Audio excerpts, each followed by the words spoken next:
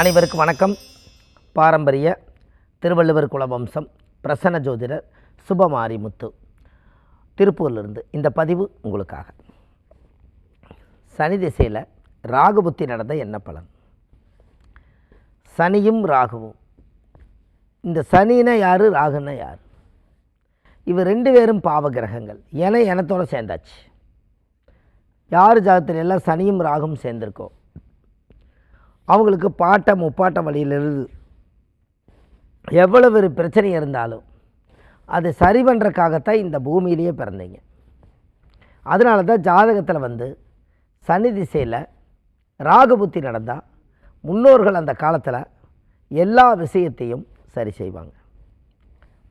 சனி ராகும், அந்த காலத்தில் ஒரு கவி உண்டு, கரும்பாம்பும் சனியும் கலந்து ஒரு வீட்டில் இருந்தால் வழி வம்சத்தை சாரா புளி வைக்குமா, கரும்பாலையில் சனையை கொடுத்தால் சாரா புளி வைக்குமா. எப்படின்னு பாருங்கள். அவ்வளவு கஷ்டங்களும் துன்பங்களும் துயரங்களும் சனி திசையில் ராகுபத்தியில் தான் வருமா. அத்தனையும் நீங்கள் சரி பண்ணி உங்கள் வாழ்க்கையில் ஒரு மாற்றத்துக்கு வரணும். அப்போ தெய்வத்தினுடைய அனுகிரகம் இருந்தால் தான் நல்லாயிருக்கும். யாருக்கெல்லாம் சனி திசையில் ராகுபத்தி நடக்குதோ அவங்க துர்கை அம்மன் பத்ரகாளி அம்மன் கோயிலுக்கு எலுமிச்சம்பழம் மாலை வாங்கி போட்டு சாமி கும்பிட்டு வரணும். சனி திசை நடக்கிறதுனால திருநள்ளாறு கோயிலில் போய் நலத்தீர்த்தில் போய் குளிச்சுட்டு சாமி கும்பிட்டு வரணும். இந்த ரெண்டு செஞ்சாச்சுன்னா உங்களுக்கு அந்த தாக்கம் அப்படியே குறைவாகும். அப்போ இது ஜாதகத்தில் இருக்கக்கூடிய விஷயங்கள் தானே, முன்னோர்கள் வாழ்ந்த வாழ்க்கை தானே, அடுத்த லெவலுக்கு நீங்கள் வரணும் அல்லவா. தெய்வத்தினுடைய அனுகிரகங்கள் எல்லாமே ஜோதிட ரீதியாக நம்ம மக்களுக்கு செய்ய வேண்டிய அத்தனை வழிமுறைகளும் இதில் செய்யலாம். அப்போது ஜாதகத்தில் நம்ம முன்னோர்கள் இது எல்லாம் உருவாக்கி வச்சுருக்காங்க. பாருங்கள், ராகு ஒரு ஜாதகத்தில் சனிக்கு 3, 6, 9, 11 இந்த இடத்துல ராகு இருந்தால் யோகம். ராகுக்கு 3, 6, 9, 11 சனி இருந்தால் யோகம். 6, 8, 12 இருக்கப்படாதான். அப்போ இதெல்லாமே அந்த காலத்தில் முன்னோர்கள் இது எல்லாமே உருவாக்கி வச்சுருக்காங்க. பாருங்கள், சனி திசையில் சனின்னா கர்மா, ராகுன்னா பாட்டை. நம்மளோட பூர்வ ஜென்மத்தினுடைய கர்மா பாட்டன் வழியிலேருந்து தான் அது புறப்படுது. நம்மளை பெற்றது அப்பா, அவரை பெற்றவர் தாத்தா, அந்த தாத்தாவோட வம்சாவளியிலேருந்து அது புறப்படுது. அப்போது அந்த ஜாதகத்தில் நம்மளுடைய முன்னோர்கள் ஆதி காலத்தில் இப்படியெல்லாம் வாழ்ந்திருக்காங்க. அப்படி வாழும்போது சனியும் ராகும் சேர்ந்திருந்தால் கண்டிப்பாக ராகு பகவான் சாதாரண விஷயம் இல்லை. ராகுங்கிறது ஒரு சர்ப பூஜை. அதனால் ஒரு கோவிலில் நாகம்மா இருந்துச்சுன்னா அந்த நாகம்மாவுக்கு ஒரு பால் வாங்கி அபிஷேகம் பண்ணி அந்த கோவிலில் சாமி கும்பிட்டு வந்தாச்சுன்னா அந்த ஜாதகம் பிரமாதமாக இருக்கும். அப்போ இது எல்லாமே முன்னோர்கள் அந்த காலத்தில் உருவாக்குறது தானே, நம்ம கையில் ஒன்றும் இல்லை. அப்போ தெய்வத்தினுடைய சக்திகள் எல்லாமே ஜாதக ரீதியாக நம்மளுக்கு அந்த பூர்வ ஜென்ம யோகம் இருக்குது.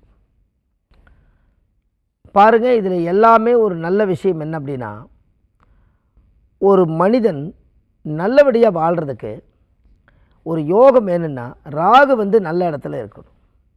திருவாதிரை சுவாதி சதயத்துக்கு அதிபதி ராகு, பூசா அனுசம் உத்திரட்டாதி நட்சத்திரத்துக்கு அதிபதி சனி.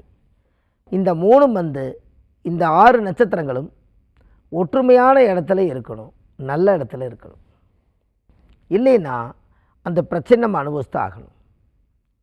அப்போது அந்த நட்சத்திர பரிவர்த்தனை யோகங்கள் ஜாதகத்தில் இருந்தால் அது மிகப்பெரிய சிறப்பு. அப்போ இது ஜாதக ரீதியாக நம்மளுக்கு இருக்கக்கூடிய எல்லா விஷயங்களுமே சனி ராகு காம்பினேஷன் ஒரு போராடி ஒரு வாழ்க்கையில் ஜெயிச்சிருவார். அப்போ அதுக்குண்டான யோகம் நம்மளுக்கு இருக்கா இல்லையா சொல்லுங்கள். எல்லாமே பாருங்கள், தெய்வ அனுகிரகம் இல்லாமல் நடக்காது. குடும்பத்துக்குள்ளே எவ்வளோ பெரிய போராட்டம் இருந்தாலும் அதை சரி செய்ய முடியும். குடும்பத்துக்குள்ளே எவ்வளோ பெரிய மன உளைச்சல் நெருக்கடி இருந்தாலும் சரி செய்ய முடியும். தீராத கடன் இருக்கும், அதை தீர்க்க முடியும். எல்லா விதத்திலையுமே அந்த ஜாதகருக்கு ஒரு முழு யோகங்கள் உண்டு. உங்களுக்கு ஒன்று தெரியுமா, ஜாதகத்தில் சனி திசையில் ராகுபத்தி நடந்தால் நீங்கள் ராகுங்கிறது எங்கன்னா 3 கோயிலுக்கு நீங்கள் போயிட்டு வரணும். நாகூர் நாகராஜா, திருப்பாம்புரம் காளகஸ்தி, இந்த 3 கோயில்லையுமே சாமிக்கு தேங்காய் பழம், பூ மாலை, கல்கண்டு வாங்கி அர்ச்சனை பண்ணி அந்த கோவிலில் போய் நீங்கள் சாமி கும்பிட்டு வந்தாச்சுன்னா உங்கள் ஜாதகம் ரொம்ப பிரமாதமாக இருக்கும்.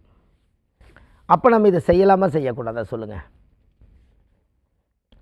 அப்போ தெய்வத்தினுடைய யோகங்கள் எல்லாமே ஜாதகத்தில் நம்மளுக்கு ஒரு பெரிய சிறப்பு. அடுத்த லெவலுக்கு நம்ம போகக்கூடிய யோகங்கள் இது எல்லாமே கரெக்டாக வந்து சேர்ந்துடும். அப்போ நாம் இதை கரெக்டான முறையில் நம்ம செய்யும் பொழுது அந்த ஜாதகத்துக்கு உண்டான யோகங்கள் ஆட்டோமேட்டிக்காக அது வேலை செய்யும். அப்போ தெய்வத்தினுடைய அனுகிரகம், யாருடைய சப்போர்ட் இல்லைனாலும் தெய்வத்தோட சப்போர்ட்டு க்ளீனாக இருக்குது. இதை நீங்கள் செஞ்சு பாருங்கள், நல்லாயிருக்கும். இந்த கோவில்களுக்கு போயிட்டு வரும்போது அந்த தெய்வத்தினுடைய சக்தி எல்லாம் உள்வாங்கி அது பவர் பண்ணும். அதுதான். அப்போ என்ன, ஜாதகத்தில் நம்ம பிறக்கும்போது என்ன கர்மாவோ அதை அனுபவிச்சு தானே ஆகணும். சரி, அந்த அனுபவிக்கிறத கோயிலுக்கு போயிட்டு வந்தால் அந்த தாக்கம் குறையும், அந்த பிரச்சனை குறையும். அடுத்த லெவலுக்கு நீங்கள் வந்துடுவீங்க. உங்கள் முன்னோர்களுடைய ஆசீர்வாதமெல்லாம் வேணும்னா நீங்கள் அந்த கோயில் போயிட்டு வந்தால் தான் சரியாகும். அப்போ இது எல்லாமே ஜோசிய ரீதியாக நம்மளுக்கு இருக்கப்பட்டது தான். தெய்வங்களெல்லாம் ஒன்றாக சேர்ந்து ஒரு ஜாதகத்தை யோகமாக மாற்றும். அப்போ இது வரைக்கும் நம்மளுக்கு ஜாதகத்தில் ஒரு மிகப்பெரிய ஒரு பவர். அப்போ முன்னோருடைய ஆசீர்வாதங்கள், தெய்வத்தினுடைய சக்தி, அது எல்லாம் ஜாதகத்திலே உண்டான விஷயங்கள்.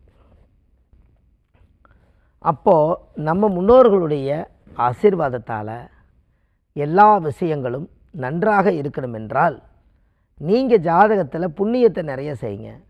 சாப்பாடு, தண்ணி பாட்டில், அன்னதானம், கோவில் குளங்கள், எல்லா கோயிலும் போய் இந்த புண்ணியத்தை சேகரிச்சுட்டு வர்றது, இது எல்லாம் செய்யுங்க. ஒரு மிகப்பெரிய மாற்றம். அப்போ ஜாதகத்தில் எல்லாம் தெளிவாக இருக்கணும்னா இந்த பவர் உண்டு. அப்போது நம்ம முன்னோருடைய ஆசீர்வாதம் வேணுமில்ல. நம்ம முன்னோருடைய ஆசீர்வாதம் இருந்தால் எதை வேணாலும் செய்யலாம். முன்னோருடைய ஆசீர்வாதம் இல்லைன்னா தான் ரொம்ப சிரமப்படணும்.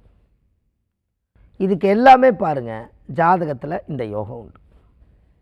அதனால் சனி திசையில் ராகு புத்தி நடந்தால் கண்டிப்பாக இந்த கோயிலுக்கு போய் விளக்கு போட்டு பூஜை பண்ணி சாமி கும்பிட்டு வாங்க.